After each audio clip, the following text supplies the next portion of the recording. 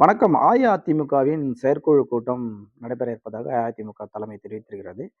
மாவட்ட செயலாளர் கூட்டம் நடைபெற இருந்த நிலையில், அது செயற்குழு கூட்டமாக மாறியது ஏன் என அதிமுக அனுதாபிகளும், அதிமுக ஆதரவு பத்திரிகையாளர்களுக்குமே ஒரு மிகப்பெரிய ஒரு சந்தேகம் எழுந்திருக்கிறது. காரணம், அஇஅதிமுக தற்போது ஒருங்கிணைய வேண்டும் என்ற ஒருமித்த குரல்களும் ஒலிக்கத் தொடங்கியிருக்கின்றன. குறிப்பாக 6 முக்கிய அமைச்சர்கள் எடப்பாடி பழனிசாமி அவர்களை கடந்த மாதம் சந்தித்து பேசியபோது, எடப்பாடி பழனிசாமி முரண்டு பிடித்ததாகவும், கட்சி ஒருங்கிணைய தற்போது வாய்ப்பில்லை என கூறியதாகவும் தெரிவிக்கப்பட்டது. அந்த 6 அமைச்சர்களும் பொதுவெளியில் இது பற்றி மறுத்து எந்த செய்தியிலுமே வெளியிடவில்லை.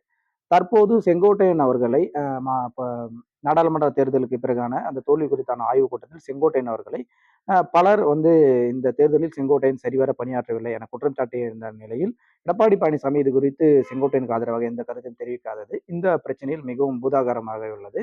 எனவே செங்கோட்டையன் அதிமுகவிலிருந்து நீக்கப்பட்ட மூத்த தலைவர்களுடன் தொடர்பில் இருப்பதாகவும், செங்கோட்டையன் அவர்கள் அதிமுக மீண்டும் ஒருங்கிணைய வேண்டும் என எடப்பாடி பழனிசாமி தொடர்ந்து வலியுறுத்தி வருவதாகவும் தகவல்கள் வெளியாகி கொண்டிருக்கக்கூடிய நிலையில், இந்த செயற்குழு கூட்டத்தின் மூலம் எடப்பாடி பழனிசாமி தன்னை தற்காத்துக் கொள்ள இந்த செயற்குழு கூட்டத்தை கூட்டியுள்ளார் என பத்திரிகையாளர்கள் கருதுகின்றனர். காரணம், செயற்குழு கூட்டத்திலேயே எடப்பாடி பழனிசாமி அவர்கள் தங்களுக்கு போதுமான ஆதரவு, அனைத்து செயற்குழு உறுப்பினர்களும் தங்களுக்கு ஆதரவான நிலைப்பாடை எடுக்கவும், மற்றும் பொதுக்குழு நிர்வாகிகளுக்கும் தங்களுக்கு ஆதரவான எந்த கட்சியின் எந்த நிலைப்பாடு வந்தாலும் அதில் தங்களுக்கு ஆதரவு தெரிவிக்கக்கூடிய நிலையில் நீங்கள் செயல்பட வேண்டும் என கட்டளைகள் விடுக்க வாய்ப்புள்ளதாகவும் கூறப்படுகிறது. எனவேதான் இந்த செயற்குழு கூட்டத்தில் எடப்பாடி பழனிசாமி மீண்டும் தன்னுடைய பலத்தை நிரூபிக்கவும், தன்னுடைய பதவியை காத்துக்கொள்வதற்காக இந்த செயற்குழு கூட்டத்தை கூட்டியுள்ளார் என்பது அரசியல் வல்லுநர்களின் கருத்துக்களாக உள்ளது.